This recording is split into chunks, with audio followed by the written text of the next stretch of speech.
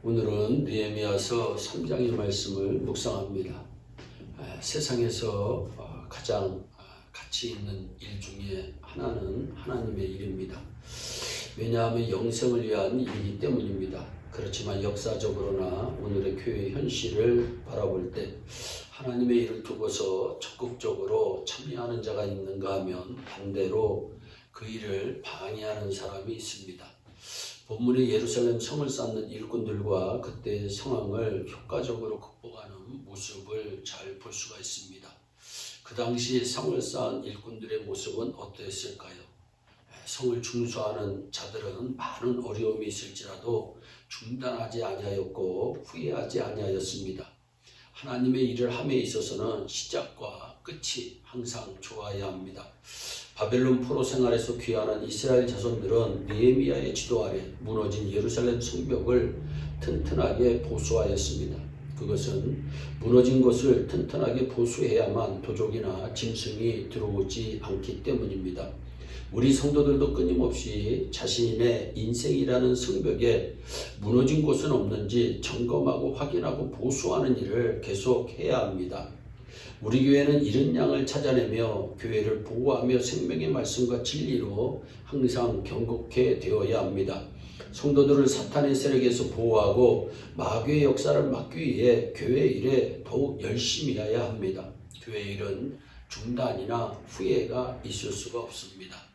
또한 성을 쌓은 이들도 역시 사람들입니다. 그러기에 오랜 기간에 걸쳐 성을 쌓을 때에 가족관계, 사업, 건강 등으로 태만해질 수 있습니다. 그러나 그들은 모든 어려움과 태만과 싸워서 물리칩니다. 그들은 성벽을 중수함에 있어서 구역을 분담하여 봉사합니다. 그들은 42부분으로 나누어서 열심히 일합니다. 모든 사람이 이 하나님의 역사에 참여합니다. 그래서 효과적으로 이 하나님의 역사를 마칠 수 있었습니다. 교회의 여러 사역은 재능대로 한 부분씩 맡아서 수고하고 하나님께 충성할 때의 능률이 오르고 최상의 효과를 기대할 수 있습니다. 우리 교회도 모두 각자 맡은 일에 기쁨으로 헌신하고 충성하며 봉사해야 합니다. 이렇게 모두가 협력하면 교회는 아름답게 조화 가운데 부흥하고 성장할 수가 있습니다. 사랑하는 여러분, 하나님이 기뻐하시는 일은 교회가 원하는 일에는 자기를 포기하며 헌신과 노력을 기울여야 합니다. 로마서 14장 7절로 8절에 우리 중에 누구든지 자기를 위하여 사는 자가 없고 자기를 위하여 죽는 자도 없으니 우리가 살아도 주를 위하여 죽나니 그러므로 사나 죽으나 우리가 주의 것이로다. 이 말씀을 항상 묵상하시기를 바랍니다.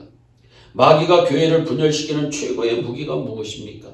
성도들에게 잘못된 비판 의식을 주어 교회의 모든 일과 방침을 비판하게 만들고 정죄하게 만드는 작업입니다. 불평을 심어 주어서 교회를 분열시키는 것입니다. 이스라엘 백성들이 모세를 따르지 않고 원망과 불평을 할 때에는 하나님의 구름 기둥과 불 기둥은 전진하지 못하고 멈추어 버렸고 죽음의 진노만이 다가오게 되었습니다. 우리 늘 하나님의 사람들은 불평이 입에서 떠나야 됩니다. 불평과 비난의 소리들이 교회에서 일어날 때 교회의 발전이 멈추게 되고 하나님의 역사하심과 인도하심의 구름기둥과 불기둥이 사라져버리기 때문입니다. 불평은 전염병과 같이 주위에 있는 사람들의 믿음을 항상 병들게 합니다. 교회의 모든 일을 비판하게 만들고 정죄하게 함으로 교회와 개인의 믿음을 파괴시킵니다. 결국은 사탄의 흉계에 빠져버리고 맙니다. 느헤미야서 3장 23절에 자기 집 맞은편 부분 혹은 자기 집에서 가까운 부분이라고 하는 말씀이 나옵니다. 이 구절의 뜻은 교회의 봉사는 자기가 손쉽게 할 수 있는 일을 먼저 하라고 하는 의미의 말씀입니다. 사랑하는 여러분, 맡겨진 일에 충성하고 협력하고 헌신해서 하나님의 뜻을 이루는 귀한 일꾼들이 되기를 바랍니다. 이 세상에는 세상을 좋아하고 세상을 사랑하는 세속주의적 신앙을 가진 사람들이 있습니다.